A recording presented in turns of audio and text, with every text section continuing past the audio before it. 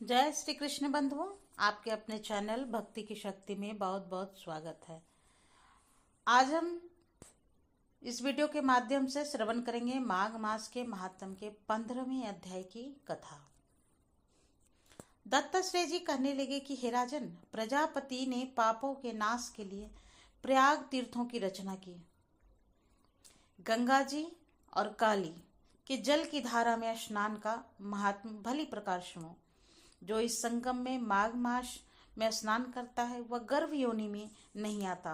भगवान विष्णु की दुर्गम माया माघ में प्रयाग तीर्थ पर सब नष्ट कर देती है। माघ मास में प्रयाग में स्नान करने से मनुष्य अच्छे भोगों को भोगकर ब्रह्म को प्राप्त होता है। और माघ मास तथा मकर के सूर्य में जो प्रयाग में स्नान करता है उनके पुण्यों की गिनती चित्रगुप्त भी नहीं कर सकता।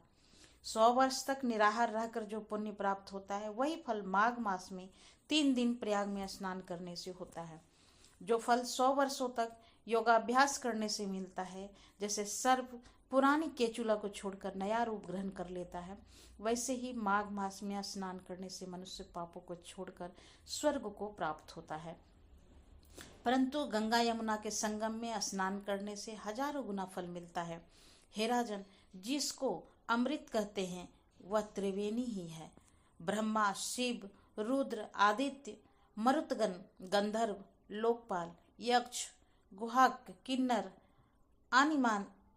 आनिमादि गुणों से सिद्ध तत्वज्ञानी ब्राह्मणी, पार्वती, लक्ष्मी, सची, नैना, दिति, अदिति, संपूर्ण देव पत्नियां तथा नागों की स्त्रियां घृताची, मेनका, उर्वशी, रंभा, तिलोत्मा, अप्सरागण और सब पीतर मनुष्यगण कलयुग में गुप्त और सतयुग में प्रत्यक्ष सब देवता माघ मास में स्नान करने के लिए आते हैं।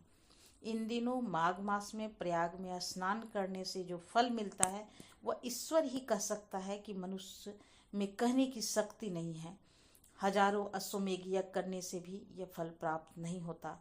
पूर्व समय में कांचन मालिनी ने इस स्नान का फल राक्षस को दिया था और इससे वह पापी मुक्त हो गया था। आज की कथा यहीं पर समाप्त होती है। ये कथा थोड़ी सी भी आप लोगों को पसंद आई है तो लाइक करें, शेयर करना तो बिल्कुल भी ना भूलें। तो मिलते हैं एक नए वीडियो में नई जानकारी के साथ। तब तक के लिए नमस्कार। Thanks for watching.